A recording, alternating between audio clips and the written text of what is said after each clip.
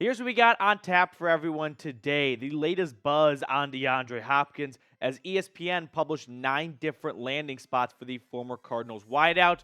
Also, Jimmy G, could he possibly miss all of 2023? And might the Raiders save some money if that does happen? Plus, Budda Baker spoke out on whether or not he will play after requesting a trade. But before we get to all that, make sure to subscribe. Join over 335,000 strong here at our growing NFL YouTube community. Hit that sub button down below while this intro video rolls.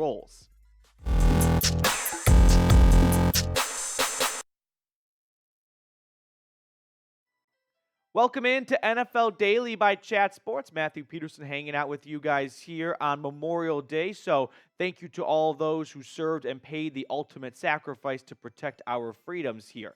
Now let's get started by talking about DeAndre Hopkins. So he was released by the Cardinals on Friday. A bit of a news dump going into Memorial Day weekend. Some good cap savings-ish for Arizona, $7 million, $22 million in dead cap. So ultimately, the Cardinals just wanted to move on from his big contract and not even split up the dead money over 2023 and 2024. Now, he was still pretty productive last season. He didn't play a full season due to the suspension and more or less just sitting the last 2 games of the season, but he averaged nearly 80 yards per game, and that was not all with Kyler Murray. Now, when you look at D-Hop over the last 4 seasons, he has not played a full season since 2020, an injury-plagued 2021 season, and then a PED suspension in 2022. But still, 11 touchdowns in the last 19 games. He is still a very productive wide receiver. So, with that being said, I don't think Hopkins is approaching some sort of big fall off, okay? I don't think all 31 other teams passed on trading for DeAndre Hopkins because they think he's going to suck in 2023. I think the reason why the Cardinals couldn't find a trade partner was they either had a really high asking price, and then that was parlayed with no one wanted the rest of his 2-year contract for an aging wideout. Now, some interesting background information here coming in from Kyle Odegaard. DeAndre Hopkins upset some in the Cardinals organization by sitting out the final 2 games of the 2022 season, even though he was healthy per sources. It may have been a sticky situation if he remained with the team until the trade deadline. So you can see why Arizona, whether or not they were going to find a trade partner, they just wanted to move on altogether, it sounds like. A new regime coming into place, and they want to clear their books, and they want to go into 2024 kind of following the Chicago Bears blueprint of let's have all the money, right? Let's have $100 million in cap space. Well, might not be that much with Kyler Murray's contract, but let's have bukus of money to spend, and let's just move on from D-Hop altogether. So ESPN's Jeremy Fowler recently published 9 destinations, and here are the destinations with the team's available cap space after June 1st, right? That is less than 72 hours away from this point. So if there is a signing, which I expect to happen after June 1 and not pre-June 1, there is still some money to be spent. Now, the 2 top destinations, the Bills and the Chiefs, funny enough, are the bottom of the NFL when it comes to cap space, 32 and 31 respectively.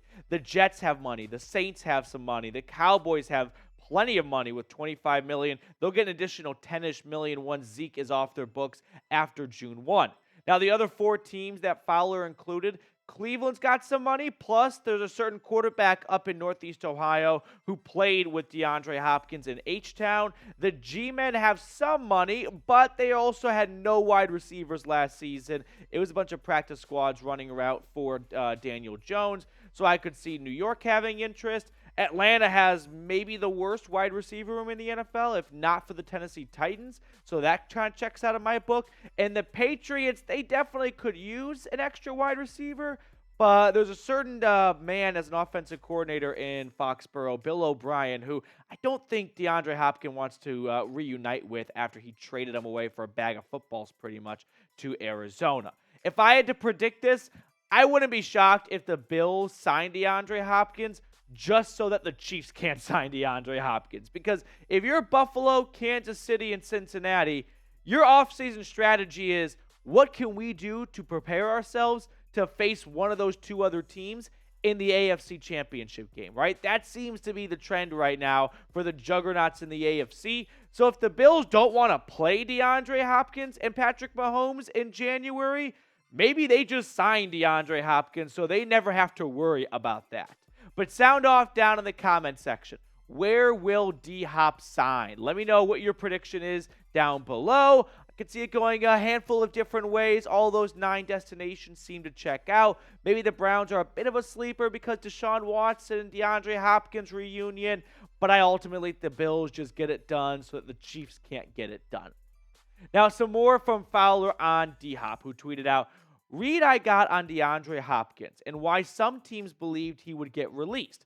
Was $19 million salary cap prohibitive, even if non-guaranteed. Teams that wanted reworked deal at lesser clip weren't convinced he would take. Odell Beckham's big money made taking less even tougher." So OBJ might provide a bit of a blueprint of what DeAndre Hopkins will be looking for on the open market.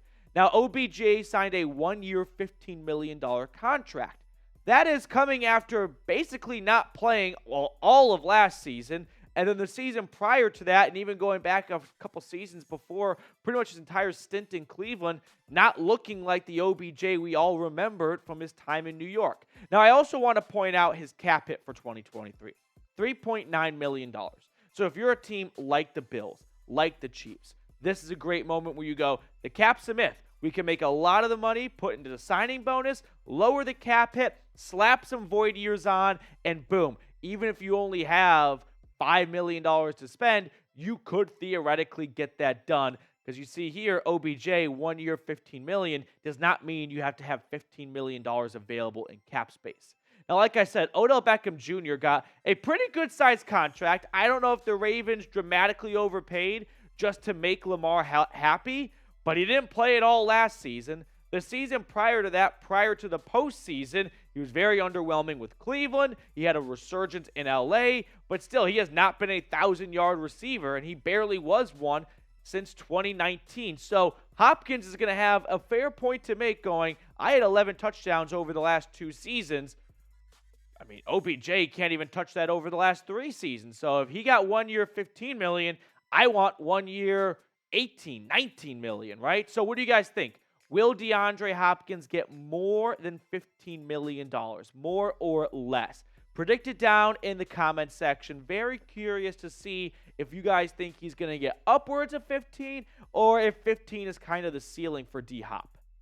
Switching gears now, let's talk about Jimmy Garoppolo. So we all know the injury he suffered towards the end of the season last year for San Francisco, and Big Cock Brock came in and stole the show. Now, the 49ers initially thought he might have had a Liz Frank injury and he had to get surgery for it. They ultimately decided he did not need to get surgery for it. And so the season went on. We know the rest of history there. And ultimately, Jimmy G signed with the Raiders. Now, after signing with the Raiders, the team decided, you know what? You do need surgery for that injury. So now is when we enter a new wrinkle where could Jimmy Garoppolo potentially get screwed out of this contract because of this injury and the surgery he got with the Raiders? Now, here's what Tashawn Reed from The Athletic had to say. But according to a leak source, the Raiders discovered during Garoppolo's physical that his foot actually did need surgery, and his procedure was done after his introduction. Once again, the Raiders are going to Raider, right? There are very few teams out there that would sign a quarterback who would need a major foot surgery up in their career, and, he's a Playboy Mansion type guy, and we play in Las Vegas. Like, there's just no way this is going to go swimmingly well, probably. Now, before we get to the rest of today's show, our sponsor today, Fanatics, has an awesome deal for everyone. You can get your favorite team's hat when you go to chatsports.com/NFL hats. Sun's out, hats out. Doesn't really rhyme. But hey, if you're looking to rock your favorite team's hat while the sun is out this summer, get it today. Use our exclusive link. It's in the comments and the description of today's show. One more time, that is chatsports.com/NFL hats. Now, let's get on with this by talking about what Josh McDaniels had to say on Jimmy G. We don't play a game for 100 days. Everything that's happened since we signed Jimmy, we knew ahead of time. Certainly had an awareness of all of it.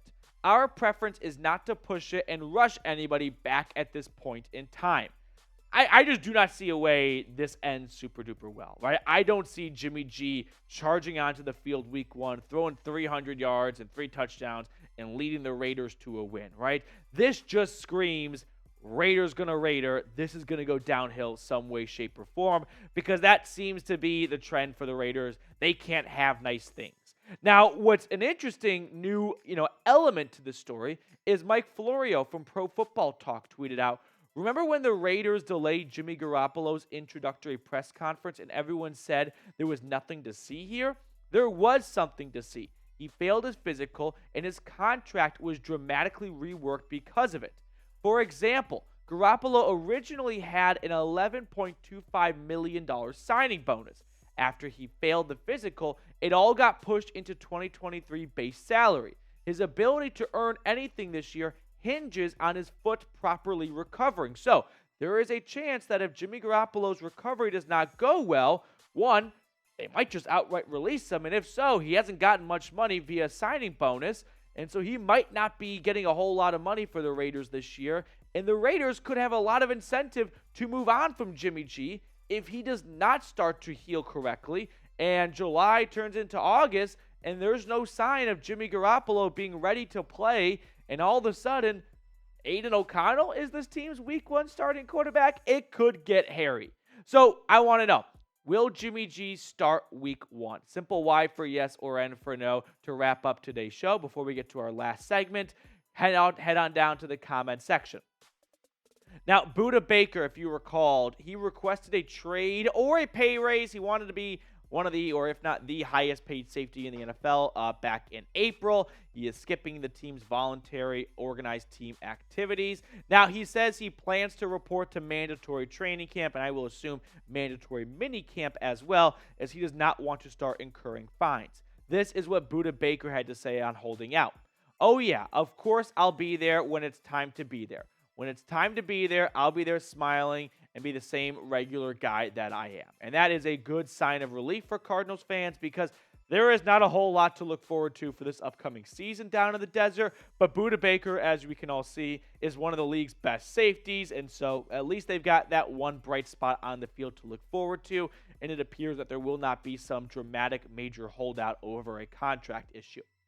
I appreciate everyone for tuning in and making time for us during your Memorial Day weekend. Once again, we thank and remember all of those who paid the ultimate sacrifice. We will see everyone later here at Chat Sports with more NFL and NBA coverage.